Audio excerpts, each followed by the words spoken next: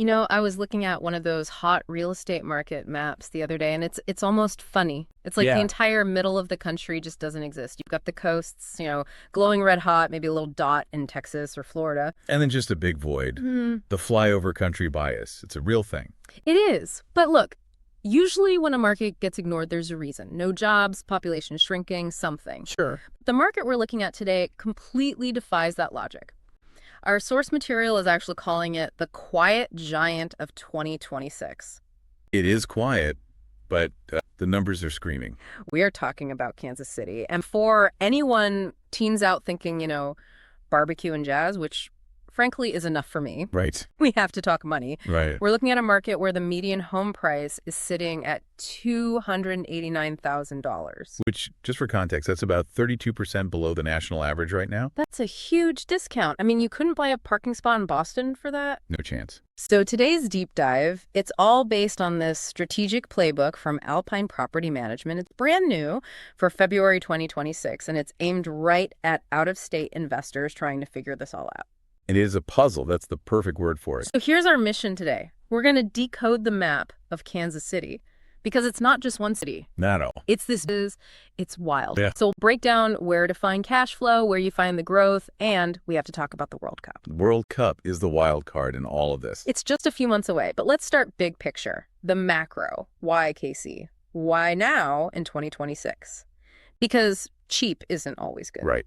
Cheap Yeah. can be a trap. But Kansas City isn't a trap. It's what we call the holy grail dynamic. Okay, that sounds promising. It's rare. You've got these accessible entry prices. We're talking 150 to maybe 350. But the rents are strong, 1,400 a month. Usually, when prices are that low, rents are in the basement too. Here, that ratio is really skewed in the investor's favor. Okay, but what's fueling that? Is it just people moving for affordability, or is there a real economy there? It's a massive industrial and tech boom. Uh, I mean, we really need to spend a minute on this. okay. Look at the Panasonic EV battery plant out in DeSoto. I saw the price tag on that, $4 billion. $4 billion. And it's not just a factory. It's an entire ecosystem. You don't just hire 4,000 people. No, you bring in suppliers, logistics, services. Exactly. And all of a sudden, DeSoto, this sleepy little western suburb, has a huge housing shortage. Which just pushes demand out to everything around it. Precisely. Then you layer on Google. They're massively expanding their data center out in the Northland. A different kind of job. Tech workers, engineers. A whole different demographic. And then downtown, you've got the streetcar extension. I love a good infrastructure project. It literally changes the map. It connects the riverfront all the way down to the university. And a core rule of real estate is that property values follow transit lines. It's almost automatic. So the engine is definitely running hot. But let's get into the geography because this is the part that really confused me at first. You have KCMO, Kansas City, Missouri. Right. And you have KSK, Kansas City, Kansas. And about a dozen suburbs in between. But for an investor, this isn't just a zip code thing. It's a legal thing. It's huge. I mean, think about State Line Road. It's a real street. Okay. On the east side, you're in Missouri. You cross the street, the west side, you're in Kansas. And the minute you cross that double yellow line, the rules of the game just change. So let's talk about that landlord-friendly label I always hear about Missouri. It is very pro-owner. There's no rent control. The eviction process, if you have to go down that road, is pretty quick and clear-cut. It's a very free market approach. And Kansas is still good, but more regulated. Stricter rules on security deposits, how much you can hold, how fast you have to return it. But the biggest difference, let me guess. taxes. It's always taxes. And this is where you have to pay attention. Jackson County, on the Missouri side, has been going through these wild reassessment cycles. I read about this, people's tax bills doubling overnight. Or worse. I mean, if you're an investor and you ran your numbers on the 2023 tax bill, and then the county reassesses and your bill jumps 40%. Your cash flow is gone. Yeah. Just like that. Wiped out. So Missouri is friendly on the laws, but can be volatile on the taxes. Okay, that's a great way to put it. Yeah. So what about the Kansas side? Johnson County. The taxes there are generally higher up front. You pay a premium, but they are stable. You know what you're getting. You aren't waking up to some surprise letter that just destroyed your entire profit margin for the year. Okay, that makes sense. So that's the regulatory landscape. Now I want to get into the specific neighborhoods. The source breaks this down into strategies, which I think is super helpful, right? Are you hunting for cash flow or are you hunting for appreciation? They're two different games. Let's start with strategy one. the cash flow hunters.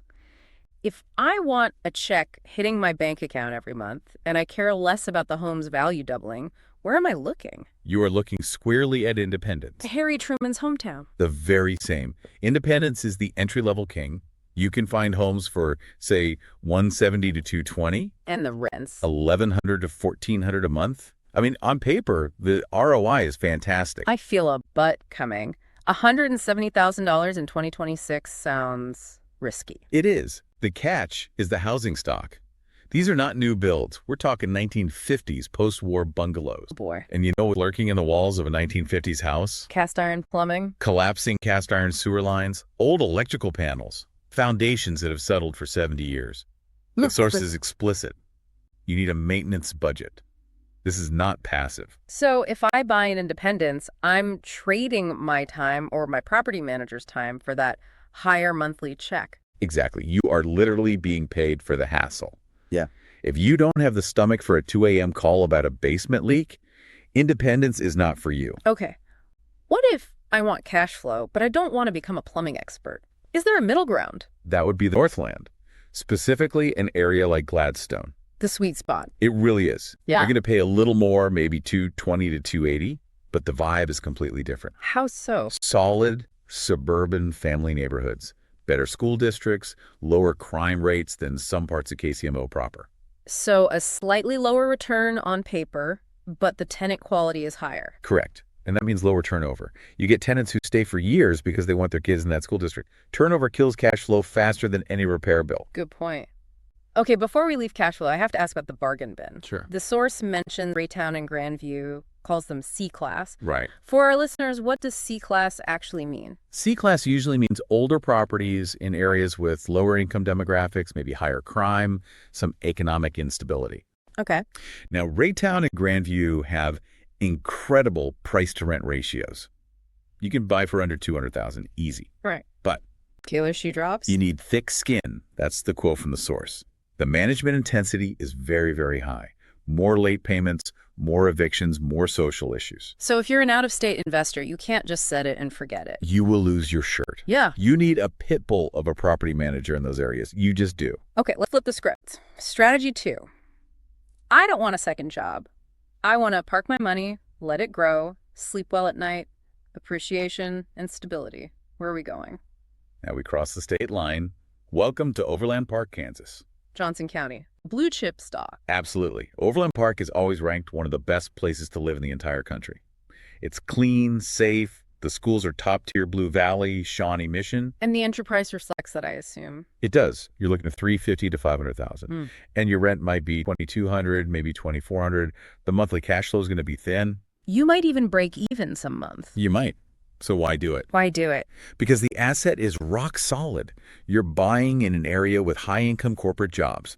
Tenants from T-Mobile, the big engineering firms. They pay on time, they take care of the house, and the property value just steadily marches upward. It's the sleep well at night portfolio. It's wealth preservation. That's the play. Is there anything on the Missouri side that offers that kind of stability if I don't want to deal with the Kansas regulations? Lee's Summit is the answer. It's the rising star of Jackson County. Median prices just hit over $420 last year. Wow. It has a very similar feel to Overland Park, great schools, newer homes, less maintenance. But it also has this amazing revitalized walkable downtown. And walkable downtowns are gold right now. Pure gold. It attracts that family demographic that wants suburban safety, but still wants to walk to a brewery on a Saturday. Speaking of walking, I keep hearing about Waldo and Brookside. They sound like the cool character neighborhoods. They are the lifestyle plays, for sure. They're in Kansas City proper. Brookside is very established, very expensive. Old money. But Waldo is the interesting one for investors. Why Waldo? It's like Brookside's younger, scrappier sibling. It's right next door, but you can still get in for, say, $200 to $350. And who's renting there? Young professionals, people working downtown, at the hospitals. They want a yard for their dog, but they're not ready for the suburbs. The dog in a yard demographic. It's a powerful driver of that rental market. Okay, the elephant in the room. Or the massive global sporting event in the room. It's February 2026. The World Cup kicks off in June. It's getting real. The numbers are staggering. 650,000 visitors expected. I'm seeing Airbnbs already booking for 300-400 a night for that window. It's a gold rush mentality. It really is. So the obvious question, should I rush out, buy a house near the stadium, Airbnb it, and just make a fortune this summer? If you want to gamble, sure. If you want to invest, absolutely not. Whoa, okay. Why not? The demand is there. Two big reasons. First, the World Cup is 4 weeks long. A mortgage is 30 years long. What happens in August 2026 when all the fans go home? If the numbers don't work as a long-term rental, you're stuck. That's a sobering thought. And the second reason? Regulations. This is what everyone misses. KCMO has cracked down hard on short-term rentals. In a lot of residential zones, you can't operate one unless it's your primary residence. Wait, really? So as an out-of-state investor, I can't just buy a house and list it? In many, many neighborhoods, no. You'd be operating illegally. And they are handing out fines. Wyandotte County has its own rules. Johnson County has HOAs. It's a minefield. So the dream of the World Cup party house is complicated. It's a regulatory nightmare is what it is. So what's the actual benefit for an investor then? Is it all just hype? No, the benefit is the legacy. It's what's left behind after the final whistle. The infrastructure improvements, the airport expansion, the new roads, that stuff stays. And the visibility. That's the real win. Kansas City's on global television. Executives in Europe, investors in Asia, they're seeing KC in a new light. That changes the perception of the city long term. So play the long game. Always play the long game. I want to pivot now to just the reality of doing this, because a lot of our listeners might be sitting in Seattle or New York. They can't drive by these houses. The distance gap. It's the #1 killer of returns for out-of-state investors. So how do you manage a maintenance-heavy house in Independence from 2,000 miles away? You don't. You hire someone who can. And it's not just about finding someone to collect rent. You need a vendor network. What does that mean exactly? It means when that sewer line breaks on a Sunday, do you have a plumber who will actually pick up the phone? And not charge you triple the normal rate. Exactly. A local management team has volume. They give that plumber 10 jobs a month, so the plumber shows up for them. You, the person with one house, you're at the bottom of the list. You're leveraging their relationships. That's a great point. That's the whole game. Alpine, in the source, they cite a 96% occupancy rate and a 14-day average vacancy. That is fast. It's incredibly fast. And that only happens if you have boots on the ground who know the market street by street. They know this block in Raytown is fine, but 2 blocks over is a problem. You can't smell the neighborhood from a spreadsheet? No, you can't. And that local knowledge is the difference between profit and a complete nightmare. Okay, let's wrap this up. We've covered the macro growth Panasonic, Google. We've hit the Missouri cash flow versus Kansas stability divide. We've debunked the World Cup get-rich-quick scheme. A lot of grind. So if you had to summarize the Kansas City playbook for 2026 in one sentence, what would it be? I'd say Kansas City lets you choose your own adventure, but you have to know which game you're playing. Unpack that for me. If you want high yield, go to Independence. But accept the grit. Accept the maintenance calls. If you want safety and stability, pay the premium for Overland Park. Just don't try to find a unicorn that has 15% cash flow and 0 problems. It doesn't exist. It does not exist. It's about aligning your expectations with the neighborhood. Exactly. I want to leave our listeners with one final thought, though. Okay. We started this by calling KC the quiet giant. But with the World Cup, the tech plants, all this institutional money pouring in, Yeah. it really feels like the secret getting out. The window is closing. It is. So here's the provocative question. Are we witnessing the end of the affordable Midwest? That's a scary thought. I mean, is this the last cycle where you can buy a functional house in a major metro for under 200 grand? Because if Kansas City follows the path of, say, an Austin or Nashville, The $289 median price is going to look like an absolute joke in 5 years. and looking at the trajectory of 2026, I think we will look back at this moment as the turning point. The last train leaving the station. Well, that is plenty to mull over. That's it for this deep dive into the Kansas City market. Thanks for listening, and we'll catch you on the next one.